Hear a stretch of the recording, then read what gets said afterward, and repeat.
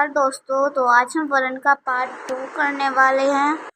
पिछली वीडियो में हमने पार्ट 1 किया था, उसमें हमने व्यंजन स्वर समझे थे। इसमें हम व्यंजन के भेद, स्वरों के भेद और हिंदी की जड़ तक जाएंगे। ऐसी और इंटरेस्टिंग वीडियो के लिए लाइक, सब्सक्राइब और शेयर जरूर कर देगा। चलिए आगे बढ़ते हैं। तो मैंने पिछली वीडियो में बताया था स्वरों के कितने भेद होते हैं। स्वरों के 2 भेद होते हैं, हर्षव स्वर और दीर्घ स्वर।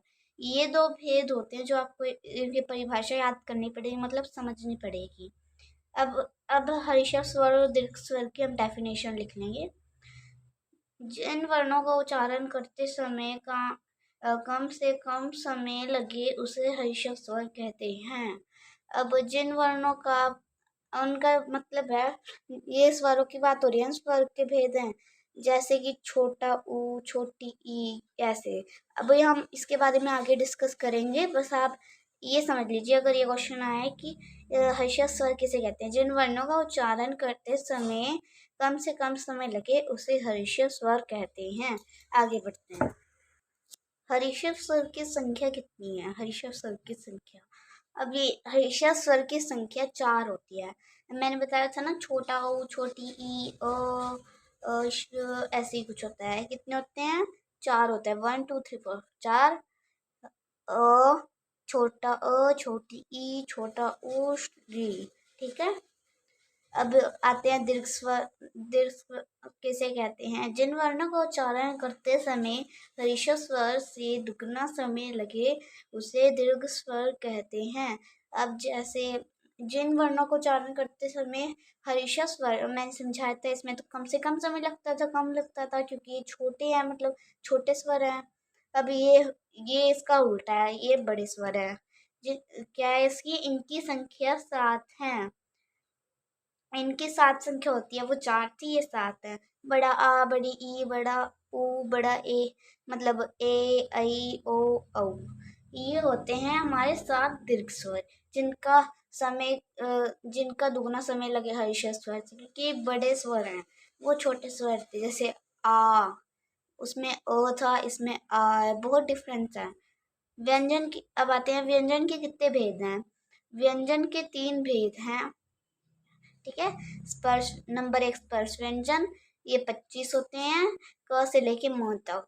नंबर 2 अंतस्थ व्यंजन, ये 4 होते हैं, य, र, ल, व। और नंबर 3 ऊष्म व्यंजन, ये 4 होते हैं, श, षटकोण वाला श, स, ह। ठीक है। ये होते हैं इसके भेद। अब हमें इनकी डेफिनेशन याद करने की जरूरत नहीं है, बस इसमें ना ये ज्यादा इम्पोर्टेंट नहीं है, इसमें बता रखा है कि यहाँ से लेके यहाँ तक होते हैं। ठीक है। अब आते हैं अगले पैन।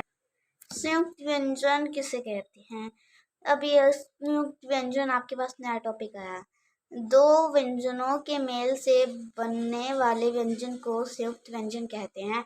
दो दो व्यंजन का मेल मतलब 2 व्यंजन से बनने वाला, 2 व्यंजन के अक्षरों से बनने वाला वो अक्षर, उसे संयुक्त व्यंजन कहते हैं। अब आते हैं कौन से हैं वो 4 संयुक्त व्यंजन। श, त्र, ज्ञ, श्र। ये लास्ट में आता है ना व्यंजन के, मतलब वर्ण के। अब देखो, संधि होती है एक, वो संधि भी कराएंगे हम। संधि आपको थोड़ी सी करा देते हैं। जो क्ष है ना, हम इसको क और षटकोण वाले श से मिलकर बनाते हैं। कुश, क आता है ना पहले, तो ये किससे मिलकर बनता है? क हलन धन षटकोण वाला श, श। और त्र किससे बनता है? त हलंत त्र। या किससे बनता है? ज हलंत धन अण। ठीक है। और श्र किससे बनता है? श हलंत धन र। ठीक है। लिपि किसे कहते हैं? अब ये कई बार आ सकता है, वैसे तो आता नहीं, पर हमें हिंदी की जड़ में जाना है। लिपि किसे कहते हैं? लिखाई के चिन्हों को लिपि कहते हैं। जैसे हम लिखते हैं ना शब्द सारे, या फिर जो भी कह लो आप, पहरा, कहानियाँ, ये सब लिपि होते हैं। ये अक्षर सारे लिपि होते हैं। ठीक है। अब लिपि जैसे हिंदी की लिपि क्या है? देवनागरी। संस्कृत की लिपि क्या है? देवनागरी, इसकी भी। और पंजाबी की लिपि गुरुमुखी। अंग्रेजी की लिपि रोमन। उर्दू की लिपि फारसी। बस हमें यही इम्पोर्टेंट 5 याद करने हैं, बाकी सारे करने की ज़रूरत नहीं है, यही इम्पोर्टेंट है, ठीक है। अब आते हैं अनुनासिक और अनुस्वार। ये समझना बहुत इम्पोर्टेंट है। अब देख लो, अनुनासिक किसे कहते हैं? ये चांद बिंदु, जिसको हम चांद बिंदु, चांद बिंदी कुछ कहते हैं ना, चांद बिंदु वो लगते हैं, तो उसकी परिभाषा समझा के किस पे लगते हैं, कहाँ लगते हैं, वगैरह वगैरह, ठीक है। अब अनुनासिक क्या होते हैं? चांद बिंदु। जिन स्वरों का उच्चारण करते जिन स्वरों का उच्चारण मुख और नासिक दोनों से होता है वे अनुनासिक स्वर कहलाते हैं, जैसे चांद, आंधी, माताएं आदि। अब इसमें क्या दे रखा है? जिन वर्णों का उच्चारण मुख और नासिक मतलब मुंह और नाक से दोनों से हुआ है उसे अनुनासिक कहते हैं। अब जैसे ये हमें आदि के तौर पे दे रखे हैं कि चांद, चांद नाक बंद करके बोल सकते हैं हम चांद? नहीं, इसलिए नाक और मुंह की दोनों की सहायता लेनी पड़ती है हमें इसमें, ठीक है। इसमें एक की सहायता नहीं, दोनों की सहायता लेनी पड़ती है। अब यहाँ पे अनुस्वार किसे कहते हैं? अनुस्वार ये बिंदी होती है केवल, जो आपको पता ही होगा। अनुस्वार ये व्यंजन का चिन्ह है। अनुस्वार व्यंजन का चिन्ह है। वो स्वरों में लगता था केवल, और ये व्यंजन में लगता है। स्वर और व्यंजन तो कराई दिए थे पार्ट 1 में। ये व्यंजन में लगता है और स्वर में ही लगता है सिर्फ, ठीक है। आगे बढ़ते हैं। इसका प्रयोग पंचम वर्ण के स्थान पर किया जाता है। इसका प्रयोग पंचम वर्ण के स्थान पर किया जाता है, जैसे कंगन, पंप, चंचल आदि।